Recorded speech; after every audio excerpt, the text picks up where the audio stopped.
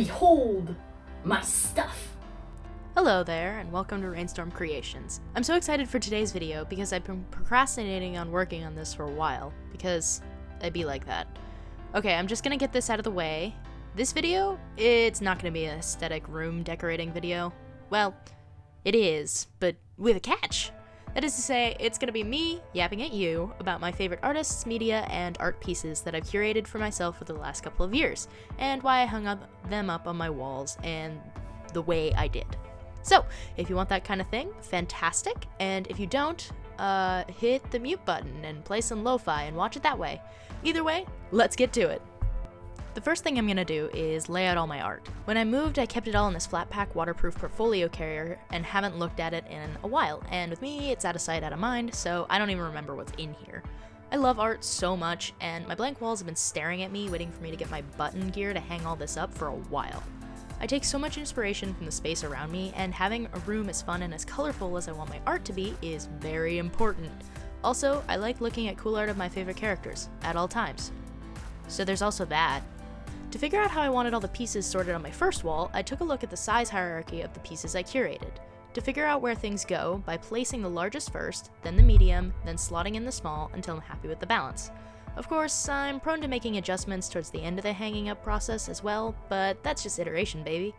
I had a lot of practice making layouts of this sort because I went to design and architecture school, so that's why I know about hierarchy and that sort of thing. Once I'm happy with my layout, I'll begin hanging it up, and as promised, as I do, I will yap about each and every one of the pieces. I go on tangents, I go on rants, I tell you where the pieces came from, why it's on my wall, what it's of. I'm so excited, this is so self-indulgent, I'm not even a little bit sorry. Here we go! First piece on the wall, woohoo! Okay, so this is the art of the final episode of the last season of The Owl House. The episode is called Watching and Dreaming, and it was such an impactful end to an amazing series. I adored the show so much, and I needed the posters in my room, and I also have the other two posters for the final season, and I'll be putting those up in a moment. This poster is by Viju's Hanina. I hope I said that right. And I have a couple other art pieces by her as well. I love her art style, and the way she drew by made me go a little bit feral. Arcane is going to become a common theme here, just so you know. I loved the show so much, and it's so inspiring, so of course it's one of the main things I surround myself with. Next up is going to be the next two posters from the Owl House. These posters are of course for the episodes thanks to them and for the future.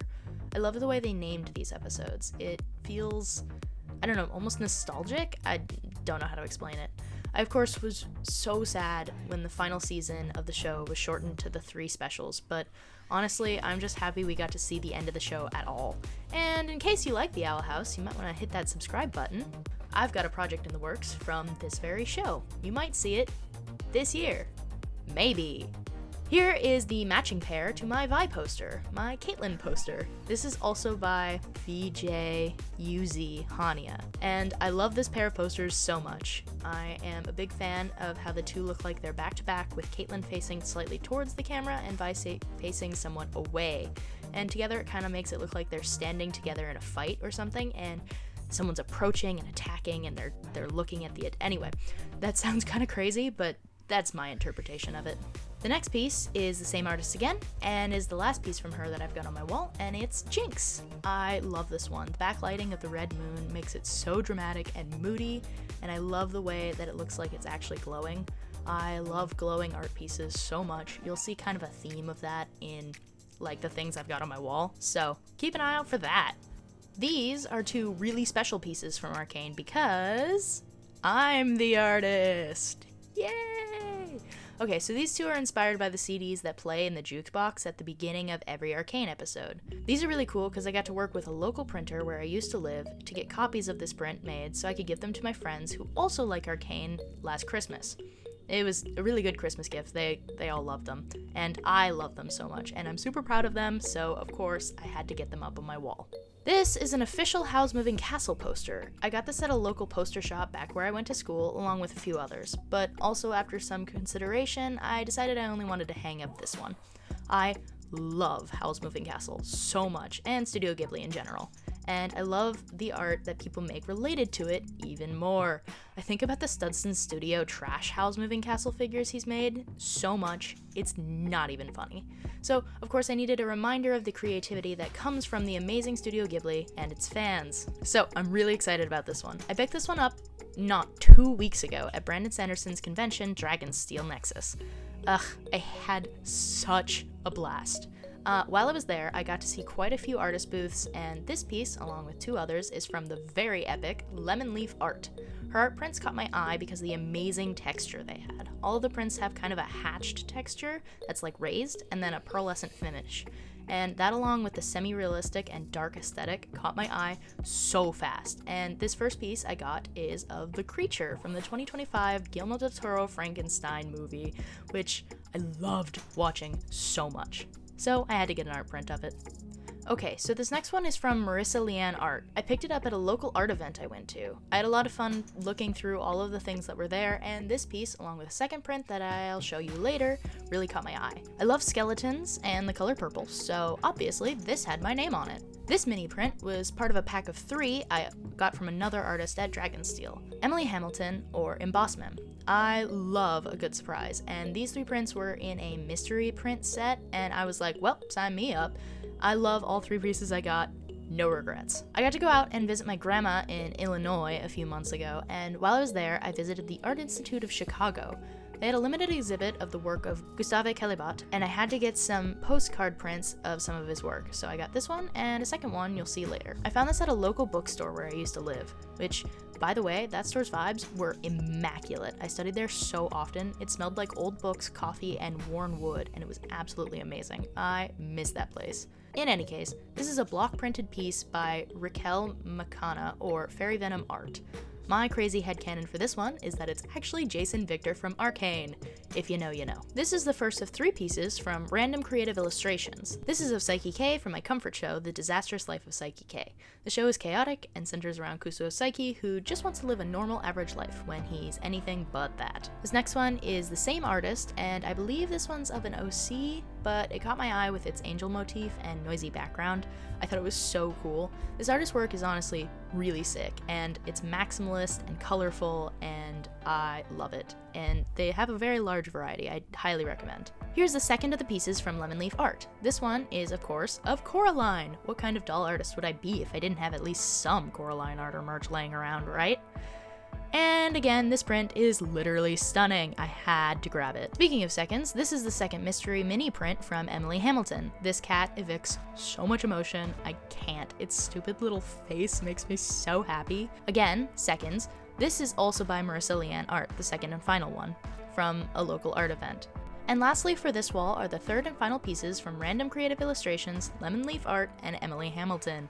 RCI with this chaotic, kind of dark-themed Miku piece, Lemon with this really sick and inspiring Over the Garden Wall print, and Emily with fish.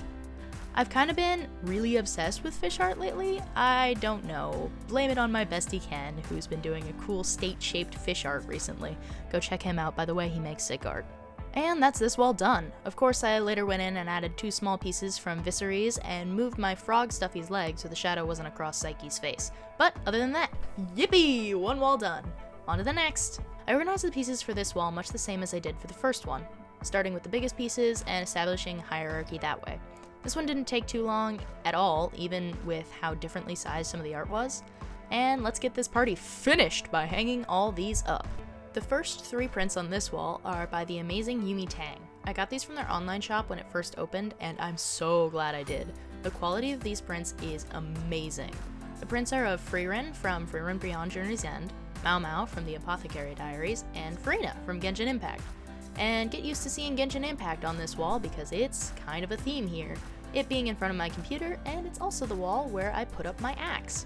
That being the 6-foot-tall battle axe that I made. Video on that coming soon, hopefully. Next is this Arlecchino print from Acromnus. I love this artist's unique style. The vibes are kind of unmatched, and I'm so glad that they included her scythe in this illustration. I'm actually an Arlecchino main in Genshin, and I love her design and weapon so much. So maybe there'll be a future video about a project relating to that. No promises though, props are so much work, dude. Holy crap. After that is the poster of YB Doll's little robot doll, Ipa. This poster was a gift for the people who joined Ipa's first pre-order, so I don't actually think you can get it anymore, but I love how it looks like it was left out in the dust and dirt, and it even has like a coffee stain on it. Intentional weathering like this is so cool, and I want to incorporate it into my work at some point. Next, we have this print of Twyla and Spectra. This is part of a 2023 calendar that Toshia did.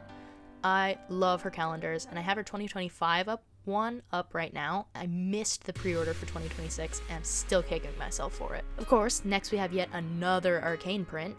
Duh. Though this is the last one, I promise. I also picked this one up at Dragonsteel, and the artist is Alyssa Talent Illustration. I circled back to her booth something like 4 times deciding if I should buy it or not, and obviously I bought it in the end. And here's the second postcard of Gustave Calibat's work. I bet you've been waiting for that to pop up, since I mentioned it on the previous wall. I picked up a picture of this piece specifically because I got to see the real thing when I was in France many years ago. I still remember the Musée d'Orsay. The building is a renovated train station, and I'll never forget how amazed I was by the readaptive reuse of the beautiful original architecture. I wanted something to remind me of that place, because I do think about it somewhat often. Ah yes, okay, so this is the first of 4 pieces of Genshin art by Chelsea. And speaking of architecture, this is my boy Kave and his roommate, Alhaitham. I will say no more on the subject. Next, we have a really cool print that is actually promotional artwork for a book called The Doll Makers. They were handing them out at Dragonsteel, and it caught my eye because I had actually recently picked up the book from Audible during a sale. I'll give you one guess as to why that book in particular caught my eye. No, I won't. It's because I love dolls. Duh. And here's the second Toshian Monster Girls print featuring LED, haha, light pun, and Luna Matthews from my all-time favorite Monster High movie, Blue York Bjork. What can I say? I'm a sucker for musicals. Now, here's 2 more Genshin prints from Chelsea, these featuring Mr. Osmanthus Wine himself, Zhongli, and our elusive Twilight Sword, Dainsleif. The art style and the glowing effect on these are so pretty, and I adore them. And this is the final Monster Girls print from Toshian that I put up in this particular spread featuring Vandala doubloons and River Styx. As previously established, I'm a sucker for size and sick aura farming poses. Need I say more? The next one is kind of interesting. It's actually just a coloring page, but it's of Roz from one of my newer favorite movies, The Wild Robot. This movie moved me, from the art to the story to the fact that it's my favorite aesthetic ever, that of course being human-made things being reclaimed by nature. Example, an abandoned building covered in moss and vines. I love moss. This movie was so amazing to see. And how did I get this coloring book page, you ask? My friend randomly banged on my door one day and shoved it into my hands. It was a great day. Okay, so this one's also a coloring page. The page is by Epoi or Selly, and I did the coloring. I have no idea if it's still available. I've had this for so many years, but at the time it was a cute free coloring page and I had a lot of fun practicing shading with my colored pencils. And last is the 4th piece from Chelsea, and this one of course is our favorite emo boy, Wanderer, though he's in his kabuki mono outfit here. I just liked how his eyes were glowy, okay? I love seeing his grumpy butt back in game for Nodcry, and it's been fun hanging out with him again. So with that, I think it's time for a fun final reveal, don't you? So, without any further ado, here is my newly decorated room!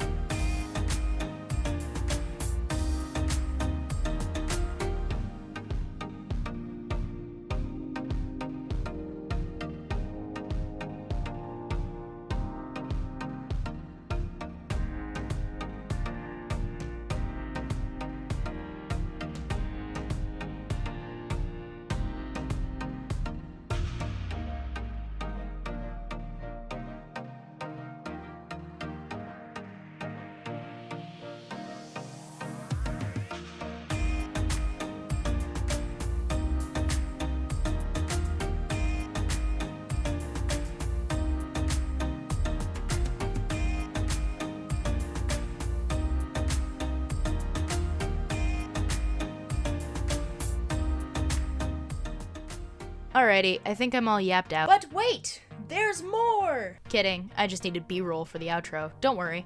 This is just me putting up the free-run glass paintings I made. You might have seen them in the little montage you just saw. If you made it this far, thank you, and let me know down below what you thought of the video by leaving me a like, a comment, and or hitting subscribe. I love reading all of the comments. Thank you so much for watching. It's now time for me to say goodbye. So, go make something, and until next time, bye!